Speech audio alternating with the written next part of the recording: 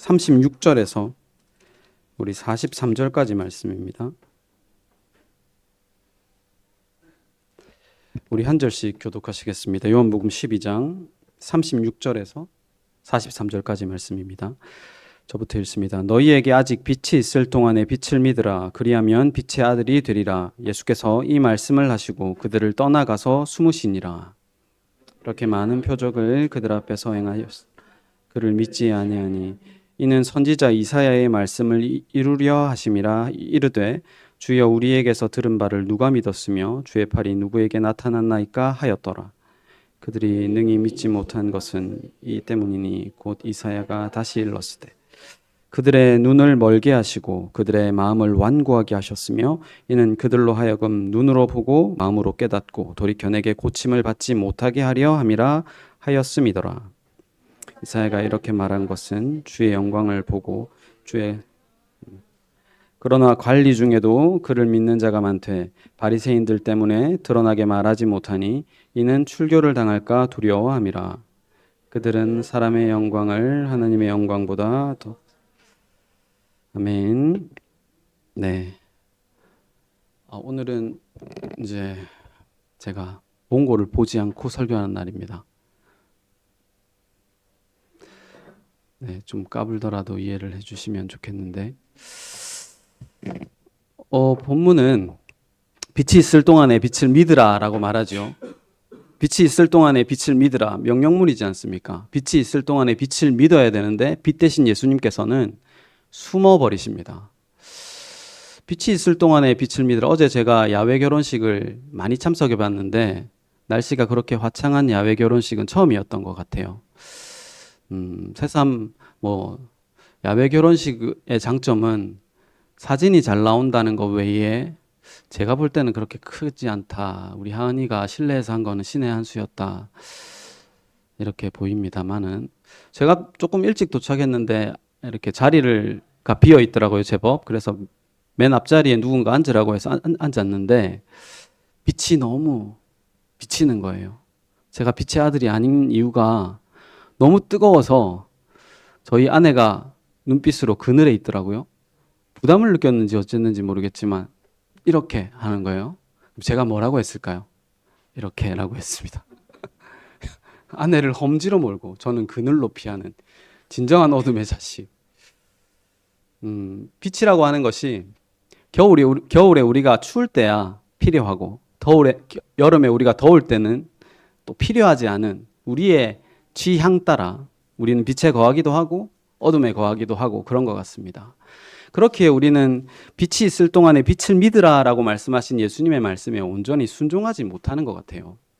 오늘 본문도 보시면 누가 우리가 전한 것을 믿었느냐라고 이사야가 말한 것을 예수님이 인용하십니다. 누가 우리가 전한 것을 믿었느냐 했을 때는 한 사람이라도 믿었단 말입니까? 안 믿었다는 말입니까? 한 사람도 안 믿었다는 말입니다. 그런데 42절을 보시면 관리 중에 예수님을 믿은 사람이 적었습니까? 많았습니까? 많았죠. 이렇게 믿음이 충돌하는데 믿음을 정리하면 두 가지가 항상 있습니다. 믿음은 성경에서 단어로 등장할 때 인간에게서 출발하는 믿음이 있고요. 하늘에서 출발하는 믿음이 있습니다. 항상 이 두 종류가 있습니다. 그래서 제가 믿음의 반대말은 믿음이라고 말한 거죠. 나에게서 출발한 믿음은 사람들에게 존경받습니다. 왜냐하면 사람들보다 높이 올라갈 수 있거든요. 조금씩. 그 높이가 사람들에게 존경을 받아요. 근데 하나님이 보실 때는 하늘에 오르려는 교만이고 바벨탑입니다. 그래서 하나님은 그것을 무너뜨리려고 하시죠. 그러니까 인간이 볼 때는 믿음이 신앙 좋은 사람이지만 하나님이 볼 때의 믿음은 무너뜨려야 되는 거예요. 하늘에서 온 믿음이 그 믿음을 무너뜨리는 것입니다. 또 로마서에 보시면 믿음의 반대말이 뭐죠? 행함입니다. 행함도 사람이 밑에서부터 쌓아 올리는 행함이 있고요. 위에서부터 내려오는 행함이 있습니다. 그래서 야고보서는 행함이 없는 믿음은 죽은 믿음이다. 이렇게 좀 우리가 이해 안 되는 말을 하지만 행함이나 믿음이나 위에서부터 내려오는 것이 참된 것이고 밑에서부터 올라가는 것은 거짓된 것입니다. 예를 들면 그런 거예요. 노아 홍수가 있기 전에 세상은 육식을 먹지 않았습니다. 그래서 농사지어서 땅에서 솟아나는 걸로 먹었어요. 그래서 하나님 앞에 드리려고 할 때 그 귀한 것을 하나님 앞에 땅에서 나온 농산물을 드리는 것이 정성이고 인간이 생각하는 가치죠. 근데 하나님은 뭘 받으시냐면 아무 쓸데없는 양을 받으십니다.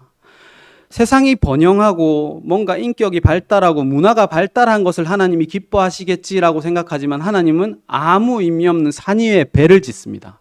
그러니까 위에서 내려온 믿음과 밑에서 올라간 믿음은 완전히 달라요.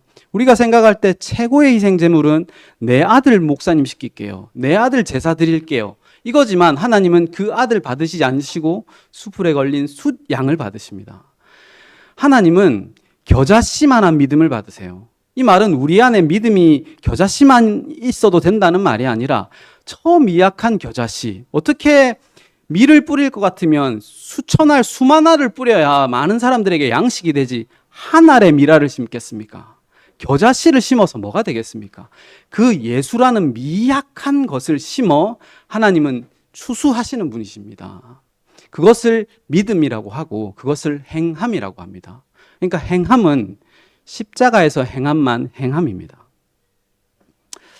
여러분이 볼 때는 복음을 알고 나면 뭔가 나아지는 행함이 있을까요? 있다고 생각합니까? 없다고 생각합니까? 여러분이 볼 때는 제가 좀 더 여러분보다 나아 보입니까? 안 나아 보입니까? 복음을 알아서. 나아 보이죠? 왜 웃는데?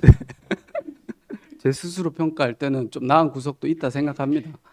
복음을 알면, 저는 사실은 이제 복음을 전에도 말씀드렸지만 알을 때 되게 오래 걸렸습니다. 한 7년 정도 뭐 머리로는 이해했지만 그 복음을 뭐 체휼하기까지 너무 오래 걸렸어요.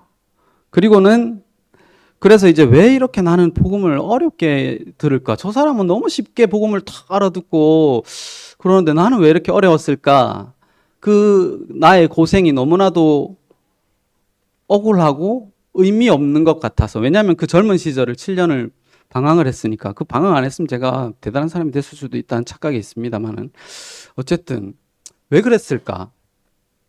그래서 그 의미를 부여해 보니까 나같이 복음을 이해하지 못하는 사람들에게 내가 쌓은 경험을 통해서 그 사람들에게 복음을 잘 설명해 주라고 이런 일이 있었나 보다. 그리고 언젠가 내가 복음을 녹아내서 설명을 할 때 이런 경험들이 많으니까 복음에 대해서 좀 더 변증할 수 있겠다라는 생각을 했었어요. 왜 내 삶에 이런 고난들을 하나님이 겪게 하실까? 나중에 이런 일들을 하기 위해서 그렇구나라고 그 나의 행위에 의미를 부여하는 일은 나의 행함이고 나의 믿음인 거예요. 그런 얘기를 좀 해봤어요. 어제 뛰다가 여보, 우리 부부 사이가 왜 좋을까? 복음을 알아서 그런 게 아니고요, 여러분. 복음을 알아서 서로 희생하고 낮아지고 서로 양보하고 복음을 좀 알아서 그렇구나. 아닙니다, 여러분. 먹고 살기가 편해서 그래요. 진짜 그래요. 제가 예민하게 일을 하고 정은이도 예민하게 밖에서 일을 하면 저 성격 장난 아니거든요. 그러면 예민함을 부려요. 그러면 싸움이 되죠. 그러면 이만한 싸움이 또 이만하게 침소봉대가 됩니다. 그러면 엄청 미워질 거 아니에요. 한 번 미워지면 또 끝이에요. 사람의 마음은 아주 좁습니다. 그러니까 우리 부부가 사이 좋은 이유는 그냥 먹고 살기 편해서 그렇습니다, 여러분. 제 성격이 이렇게 형성된 이유는 고생을 덜 해서 그래요. 고생을 많이 하고 우리 제가 좋아하는 드라마가 2개가 있거든요. 인생 드라마라 하는 게 2개가 있습니다. 하나는 내 멋대로 해라라는 제가 군대에 있을 때 방영한 드라마고요. 하나는 나의 아저씨라는 드라마입니다. 보셨나요? 이거 내용을 잠깐 얘기해드리면 20살짜리 이지안이라는 여자 청년이 있는데 이는 살인 전과자입니다. 옛날에 아버지가 진 빚을 이제 사채업자가 와가지고 갚으라고 막 집에 와서 막 할머니를 때리니까 그 할머니를 지키기 위해서 칼로 그 사채업자를 찔렀는데 죽어버렸어요. 그래서 정당방위가 인정돼서 무죄 선고는 받았지만 살인 전과자라는 그 누명을 쓰고 사는 아이 이지안이라는 사람이 있고, 건설회사 다니는 박동훈이라는 부장인데 그는 그 건설회사의 대표가 자기 대학 후배입니다. 그리고 그 대표가 자기 아내랑 바람을 피고 있어요. 그런 상황 속에서 박동훈이라는 부장이 있는데 그 이지안이라는 애가 살아온 인생이 너무 험악하다 보니까 싸가지가 없어요. 싸가지가 없고 회사에서도 일하는데 늘 퉁명스럽고 뭐 복사해달라고 그러면 안 하고 엄청 퉁명스러워요. 그래서 이제 회식하는 자리에서 그 이지안 애라는 애 보고 고기 구우라니까 대답도 안 하고 그냥 가버리거든요. 그래서 이제 술자리가 좀 무르익고 나서 부하 직원들이 박동훈 부장한테 그럽니다. 쟤 너무 싸가지 없지 않냐고요, 부장님. 그러니까 부장이 뭐라고 하냐면 난 쟤 불쌍하던데 그래요. 불쌍하던데 그래요. 나는 날이 서 있는 사람들 보면 불쌍해. 왜냐하면 살아온 날들을 보여주잖아 라고 말해요. 그래서 불쌍한 인생이 된다는 건, 누군가에게 불쌍하다는 인식을 받는다는 건 참 고마운 일인 것 같아요. 세상을 살다 보면 모르겠어요. 도울 자가 없거든요. 도울 자가 한 사람도 없으면 힘들잖아요. 어른이 된다는 건 상처가 생겨도 견디고 가는 거죠. 울지 않고. 그렇게 인생을 산다는 건 외로운 일입니다. 그런데 누군가 한 사람, 나를 도와주는 사람이 있구나. 박동훈 부장이 왜 이지안을 인턴으로 뽑았을까요? 여러분, 대기업이거든요. 박동훈 부장이 다니는 회사가. 대기업에 인턴 들어가기 너무 힘듭니다. 짱짱한 연고대, 뭐 적어도 부산대 정도 나와갖고 뭐 토플, 토익, 해외 연수 막 봉사활동 엄청 화려한 이력서가 많았을 텐데 박동훈 부장이 왜 이지안을 뽑았는지 아십니까? 그냥 이력서가 너무 초라했기 때문입니다. 율법으로 아무리 잘난 척하는 이력서를 너무 많이 받았는데 이 박동훈 부장은 그게 재수없는 거예요. 그리고 특기란이 마음에 들었어요. 특기란에 뭐라고 적었냐니까 달리기라고 적었어요. 그 얼마나 어이없습니까? 대기업에 원서를 넣었는데 이지안이 자기 자랑할 거 하나도 없는 거예요. 그냥 달리기라고 적었어요. 그게 마음에 들어서 이지안을 박동훈 부장이 뽑습니다. 그리고 이제 나중에 할머니가 죽어갈 때 지안이한테 물어요. 그 너한테 은인인 박동훈 부장은 잘 있니? 하니까 이지안이 막 웁니다. 사진 하나 있는데 보여주실래요? 제 사진. 그때 이지안이 저렇게 하죠. 할머니가 왜 우냐? 그러니까 이지안이 이렇게 합니다. 할머니가 이렇게 청각 장애인이시거든요. 수화로, 이게 뭔지 압니까? 수화로. 좋아서 그래요. 좋아서. 왜 우는데? 좋아서 그래요. 그 이지안이가 살인전과자라는 그 누명을 안고 얼마나 인생을 힘들게 살았겠습니까? 20살짜리가.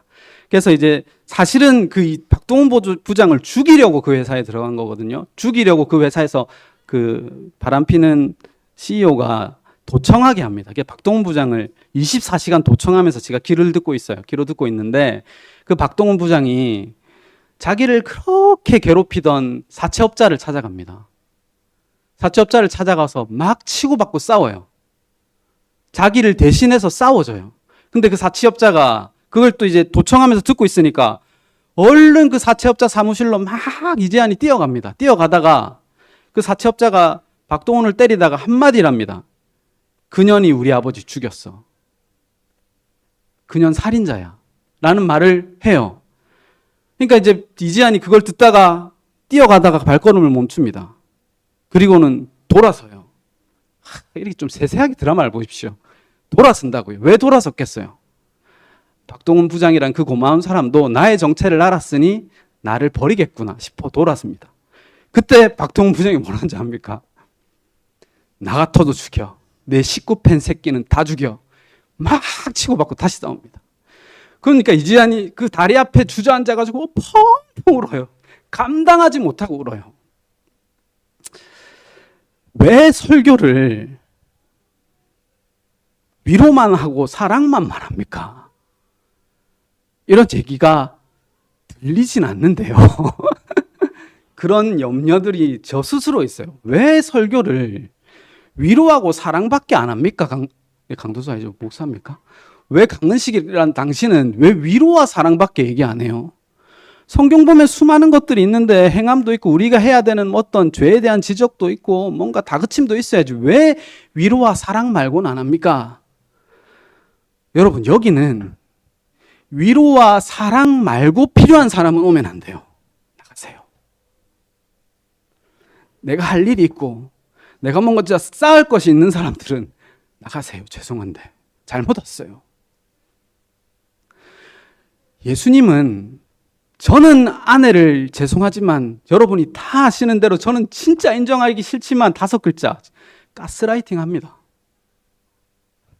웃지 마세요. 저는 우리 아내를 가스라이팅 해요. 왜요? 나 편하려고요. 질을 드려요. 본능적으로. 의도는 없었어요. 연애할 때부터 그렇게 아픈 척을 했어요, 제가.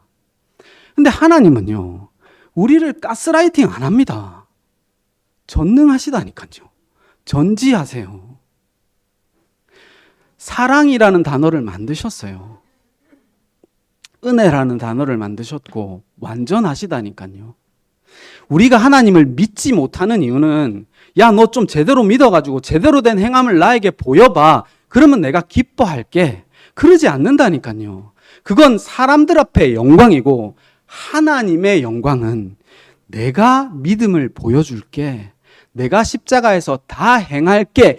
이 말이 내가 사는 게 너무 팍팍하여 아무도 나를 도울 자가 세상에 없는데 도움이 거기 있구나.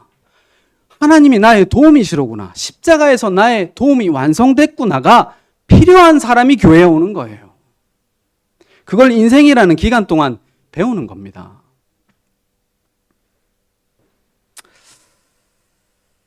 여러분 잘 아실지 모르겠지만 진짜 새겨 들으세요. 하나님은 살아 있습니다. 아십니까? 아세요? 하나님 살아 있고요. 하나님은 지금도 역사하세요. 그걸 우리가 안 믿어요. 안 믿어. 여러분 제가 요즘에 싱어게인하고 그 나의 발라드 열심히 보거든요. 재밌어. 너무 감동적이에요. 잘난 척하는 놈들은 싫고 못할 것 같은데 잘하는 애들 보면 너무 감동적이에요. 미스터 트롯 옛날에 보셨죠? 여러분 우리는 다 내 인생은 제대로 못 살면서 남의 인생은 잘 평가해요. 여러분 노래를 들을 때 저 같은 경우는 5초만 들어도 얘가 합격할지 안 할지 잘 부르는지 못 부르는지 압니다. 여러분도 그렇죠? 딱 5초만 들어도 여러분도 제가 5초만 불러도 알잖아요. 예? 저는 잘 모르겠지만 제가 지금 설교 1, 2, 3 가운데 계속 어떤 노래의 가사를 넣고 있는데 아무도 모르죠? 들어보세요. 다시 그러면 노래가. 그 내가 좋아하는 노래가 있어가지고 그 노래 너무 좋아요. 어쨌든 왜 그 사람들 이제 발라드 하는 사람들이 그러더라고요. 노래를 할 때 후렴부보다 더 우리가 그 사람이 고수라면 최고 에너지를 많이 쏟는 데가 어디냐면 시작 부분이에요. 시작을 어떻게 하느냐가 그 노래의 반 이상인 거예요. 그래서 노래를 딱 시작하는 순간 이 사람 잘한다. 이 사람 너무 감미롭다. 그 사람의 모든 인생이 다 보이기도 하고 연습한 양도 보이기도 하고 노래에 대한 해석도 보이기도 하고 그렇죠. 시작은 그만큼 중요해요. 우리 인생은 내 것인 것 같아가지고 우리가 너무나도 열심히 나를 가꾸고 살아가지만 여러분 중에 단 한 사람이라도 여러분의 시작이 기억나시는 분이 있습니까? 여러분의 시작이 기억나요? 이 인생이라는 작품을 내가 만들어 나가는데 시작이 가장 중요해요. 근데 우리는 그 누구도 우리의 시작을 기억하지 못해요. 그 누구도 우리의 시작에 공들이지 않았어요. 너는 내 아들이라 오늘날 내가 너를 낳았도다 라고 말씀하시는 게 하나님입니다. 우리는 나의 인생을 쓰고 있는 게 아니라 하나님의 인생을 쓰고 있어요. 그래서 하나님의 시작입니다. 우리 빌립보서 한번 띄워주실래요? 한번 다 같이 읽어봅시다. 없어요. 데살로니가 말고 그 앞에 구절은 없습니까? 마태복음 있습니까? 왜 빌립보서가 없지? 제가 읽어드리겠습니다. 성경이 계신 분들은 한번 찾아볼게요. 빌립보서 1장 6절. 이게 없어요? 미쳤는갑다 이제. 빌립보서 1장 6절 있으신 분들은 찾아보시고 다 같이 한번 읽어보겠습니다. 시작. 너의 안에 착한 일을 시작하신 이가 그리스도 예수의 날까지 이르실 줄을 내가 확신하노라. 그러니까 우리의 시작은, 우리의 애탐은, 우리의 행함은, 우리의 인생은 물론 염려하고 뭔가 열심히 쌓고 뭐 해요. 지지고 볶아요. 그 속에서 희노애락도 느끼고 우쭐하기도 하고 행복하기도 하고 슬프기도 하고. 그렇지만 그 모든 게 하나님이 하시는 일입니다. 그리스도 안에 있으면 모든 것이 이해가 된단 말이에요. 그래서 지지고 볶는 걸로 너무 그렇게 남을 평가하고 절하하고 쟤는 복음을 아니 모르니 그렇게 안 하셨으면 좋겠어요. 그냥 용납하고 사셨으면 좋겠어요. 저는 옛날에 그렇게 생각했던 것 같아요. 내가 뭔가 저 사람을 이해하기 위해서 나도 저 사람의 형편을 겪어봐야지. 겪어야 사람이 알지. 그래서 내가 뭔가 겪어내고 이해하고 내가 뭔가 알아내고 충고하고, 그거는 제가 선생이 된, 제가 주인이 된 삶이고, 저는 그렇게 단 한 사람도 복음을 이해시킬 수 없고 천국에 다다르게 할 수 없어요. 그건 예수님의 은혜로만 되는 겁니다. 각 사람의 방식대로. 정답은 없어요. 내 인생의 정답인 걸 여러분한테 들이댈 수가 없어요. 커피하고 인생이 참 닮았는 게, 커피 블렌딩이라고 하거든요. 블렌딩 아십니까? 요즘에 은희 누나 커피 좋아해가지고 저는 이제 커피 좋아하다가 양까지 식었습니다. 블렌딩이 뭐냐면 이런저런 원산지의 원두라는 것이 지역마다 다르고 생산에는 계절마다 다르고 날짜마다 다르고 또 로스팅한 날짜마다 다르고, 커피는 너무 심오해요. 그래서 블렌딩을 했을 때, 블렌딩은 이런저런 원두를 섞는 겁니다. 그래서 자신만의 특유한 맛을 만드는 거예요. 단 하나도 똑같은 커피 맛이 없어요, 여러분. 블렌딩을 했을 때 다 만든 사람마다 맛이 달라요. 근데 이 맛이 맛있다, 이 맛이 정답이다, 누가 얘기할 수 있어요? 여러분, 여기 있는 지금 40명 30명 정도의 사람이 있으면 다 맛이 달라요. 어느 것도 답이 되지 못해요. 답은 내려온다니까요. 내려오신 그분만이 답입니다. 우리 데살로니가서 전서 5장 23절 24절 한번 다 함께 읽어볼까요? 시작. 평강의 하나님이 친히 너희를 온전히 거룩하게 하시고 또 너희의 온 영과 혼과 몸이 우리 주 예수 그리스도께서 강림하실 때에 흠없이 보존되기를 원하노라. 너희를 부르신 이는, 다음 구절 시작. 너희를 부르신 이는 미쁘시니 그가 또한 이루시리라. 그 앞에 모든 어려운 것을 하나님은 미쁘시니 그는 믿음이시니 그가 이루시리라 그랬어요. 그 삶 가운데로 우리를 이끌어 갈 거예요.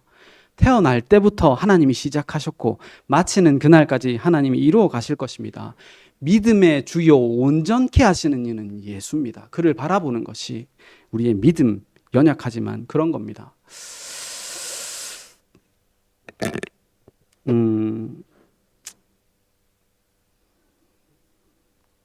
성경을 보시면 원고를 안 본다는 이 약속도 제가 못 지키잖아요. 요즘에 목사님이 설교하는 것 중에 참 은혜롭다라고 느끼는 부분이 있는데, 사도행전 20장을 보시면 바울이 예루살렘에 죽으러 올라가기 전 마지막에 드로아에 가서 설교를 합니다. 드로아에서 설교를 하는데 거기서 이제 유명한 사건이 하나 있어요. 그 사람 이름을 아십니까?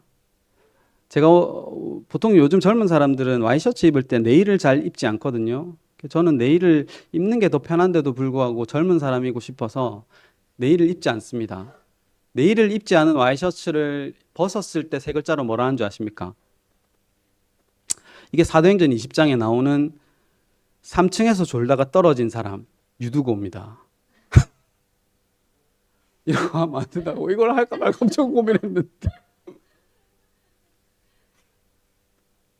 유두고가 3층에서 창가에서 있다가 1층으로 떨어져 죽거든요.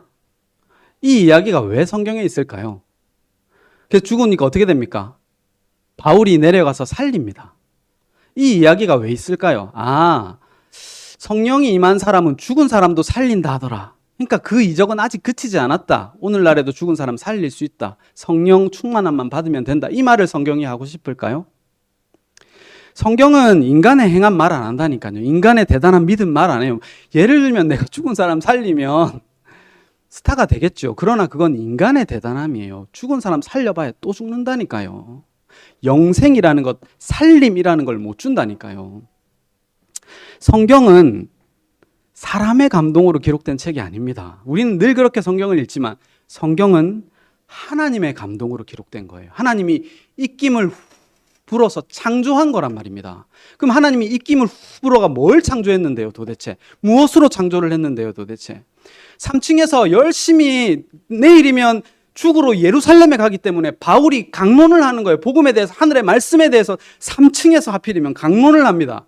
그러면 연약한 인간은 저 새끼가 1시간만 하지 막 3시간, 4시간을 설교하면 새벽에 잡니까? 안 잡니까? 자죠. 하필이면 창트멜에 있었어요. 그래서 떨어졌어요. 1층으로. 죽었어요. 3층에서 떨어졌어요. 이 떨어진 자가 어떤 믿음을 다시 쌓아서 3층으로 올라갈 수 있죠? 못 갑니다. 사람은 거반 죽었기 때문에 그 비용을 낼 능력이 없어요. 근데 그 자가 다시 어떻게 3층으로 올라갑니까? 3층에서 말씀을 강론하던 자가 1층으로 내려갑니다. 1층으로 내려가서 그를 안아요. 그의 생명이 아직 그에게 있다. 산단 말입니다. 그때 들어와야 많은 사람들이 위로를 받았더라. 그렇게 말합니다. 그게 누굽니까 도대체? 성경이 도대체 바울 이야기합니까? 예수 이야기하는 거죠. 하늘에 계신 말씀을 가지신 분이 도무지 내려올 수 없는 희망이 없는 죽은 유두고라는 이름의 뜻은 행운아라는 뜻입니다. 행운아, 예수가 우리 길을 찾아와서 살리면 이만한 행운이 어디 있습니까? 3층에서 내려와 1층에서 살려 다시 3층으로 가는 그 일이 복음이라고요. 그 일이. 평생 종으로 살다가 불법을 행하고 주인에게 빚을 지고 도망간 종이 있습니다. 그 종은 율법에는 의해서는 죽어야 됩니다. 죽어야 돼요. 근데 그 종이 하필이면 바울을 만났어요. 바울이 누구겠습니까? 예수를 만났어요. 만나서 복음을 들었어요. 너무 좋은 거예요. 바울이 얘기를 들어보니까 도망친 종인 거예요. 주인이 누군지 알아보니까 빌레몬이에요. 빌레몬은 자기가 잘 아는 사람이거든요. 빌레몬에게 편지를 써줍니다. 그게 빌레몬서예요. 한 장 있어요. 편지를 써주는데 뭐라고 하냐면, 빌레몬아, 앞에 쭉 인사말을 합니다. 어쨌든 빌레몬한테 막 알랑방구를 낍니다. 그러다가 하고 싶은 말이 뭐냐면 빌레몬에게, 빌레몬아, 오네시모를 용납해줘라. 그리고 오네시모가 갈 때 나하고 똑같이 좀 대해주라. 그리고 혹시 그가 불법을 행한 거나 빚진 게 있으면 내 앞으로 계산해라.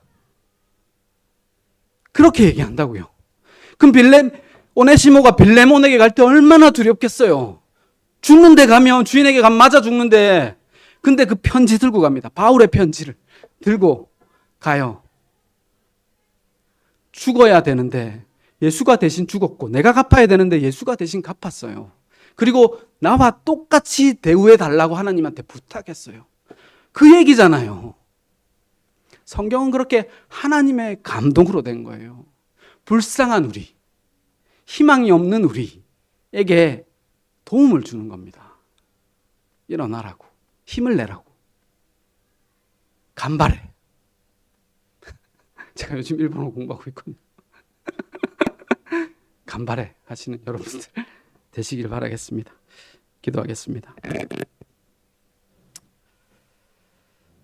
고마우신 하나님 아버지, 우리의 인생 가운데 너무나도 귀한 것을 주셨고, 그 귀한 것을 주심에 거저 주신 것 아니라 아들을 대신 죽이셔서 우리를 용서해 주신 줄 믿습니다.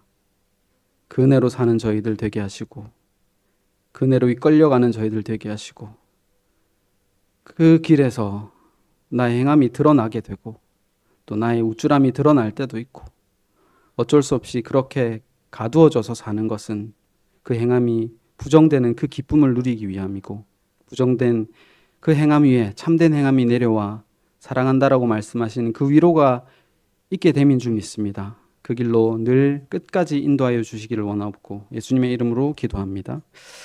아멘. 우리 찬송가